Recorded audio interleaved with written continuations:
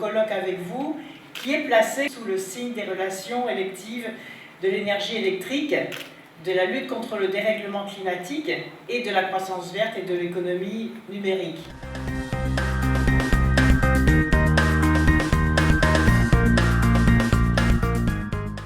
Les collectivités locales vont devoir s'impliquer dans le développement des smart grids.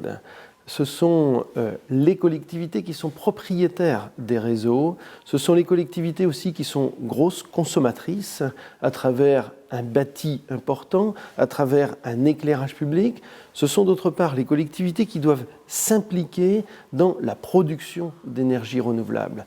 Eh bien, à partir de l'ensemble de ces données, la flexibilité que l'on attend entre la production et la consommation, les collectivités locales vont devoir s'impliquer totalement dans ces réseaux intelligents du futur. Alors je pense que les métropoles et de manière plus générale les collectivités publiques ont des enjeux extrêmement importants d'organisation, de réorganisation pour le futur. Il est sûr que le numérique, et j'aurais plutôt tendance à dire le smart, apporte énormément d'innovation dans de nouveaux usages, des usages qui vont apporter de l'optimisation, vont apporter de l'économie. Des entreprises du CERS, syndicat que je préside, sont évidemment extrêmement branchées dans toute cette vision, dans toute cette démarche, et sont en train de créer une véritable dynamique pour être force de proposition auprès de ces grands clients, auprès de ces grandes métropoles, pour les aider à réfléchir, en tous les cas, sur de nouvelles usages et de nouvelles organisations. La révolution numérique, ce n'est pas une mode, ce n'est pas une tendance, c'est une rupture, c'est une révolution. Ce n'est pas le prolongement d'anciens progrès par des nouveaux progrès, c'est un ensemble de progrès qui arrivent de manière simultanée, la mise en réseau, l'Internet, les moyens de calcul, et qui crée une véritable révolution. Et donc pour les fournisseurs d'électricité, c'est un impératif de création de valeur pour le client, un impératif de création de nouveaux services pour que dans ce nouveau cadre, l'électricité 4.0 puisse exister. En France et en Europe, les entreprises s'engagent dans le big data, mais elles s'y engagent avec une forme de réticence. Il y a un sondage qui a marqué que 11% seulement des entrepreneurs français avaient mené un projet de big data. C'est essentiel de concilier protection des données, cybersécurité et innovation, parce que si vous négligez un des trois aspects, vous allez perdre la confiance de vos clients et donc vous allez avoir une innovation qui ne va pas fonctionner, qui ne va pas rencontrer son marché.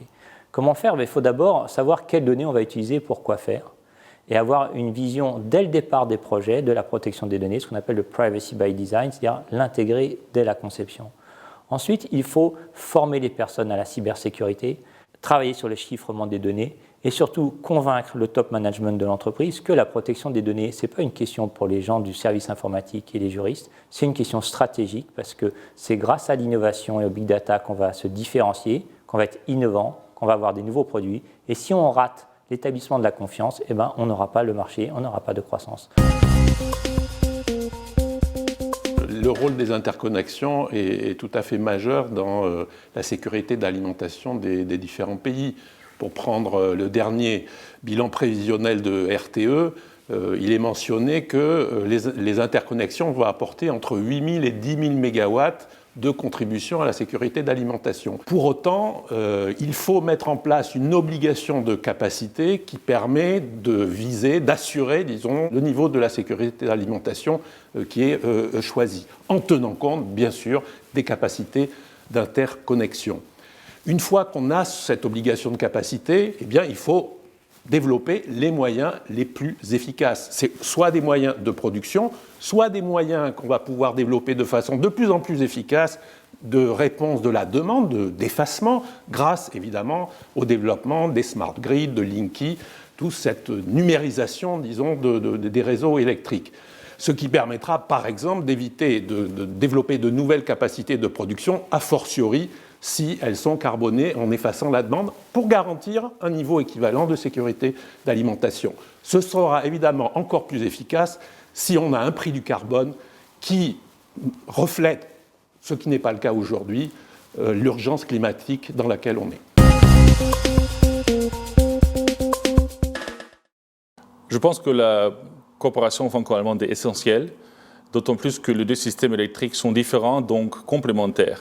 À court terme, j'attends des analyses conjointes au niveau régional. À plus long terme, on devrait procéder à des instruments coordonnés, comme en fait on l'a proposé dans l'étude commune entre UFE et les électriciens allemands.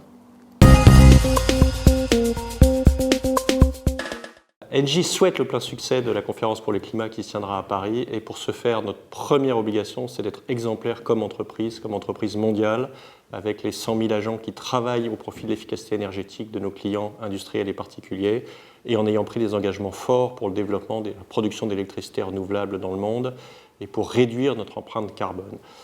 Deuxième ambition, c'est évidemment à travers le business dialogue présidé par notre PDG, à travers l'ensemble des collaborateurs du groupe qui portent nos positions en faveur d'un prix du carbone qui permettent à chaque entreprise d'internaliser les coûts du carbone et d'aller vers un monde décarboné et digitalisé. Et enfin, plus prosaïquement, en étant sponsor de la conférence, en participant aux animations, aux expositions et en apportant à cette occasion des solutions énergétiques performantes que tous les participants et tous les conférenciers pourront utiliser au Bourget ou au Grand Palais. À quelques semaines de la COP21, c'est le moment de faire le bilan de le progrès qu'on a fait chez Google pendant les derniers 10 ans. Depuis 2007, on est carbone neutre. Et l'autre chose qu'on a commencé à faire, c'est augmenter le niveau d'énergie renouvelable qu'on utilise. On consomme beaucoup d'électricité pour nos services. Et aujourd'hui, 35% de l'énergie qu'on consomme vient des sources renouvelables. Et on a pris les engagements pour monter jusqu'à 100% d'ici à 10 ans. Donc ça, c'est les engagements qu'on va renforcer et répéter pendant les COP21.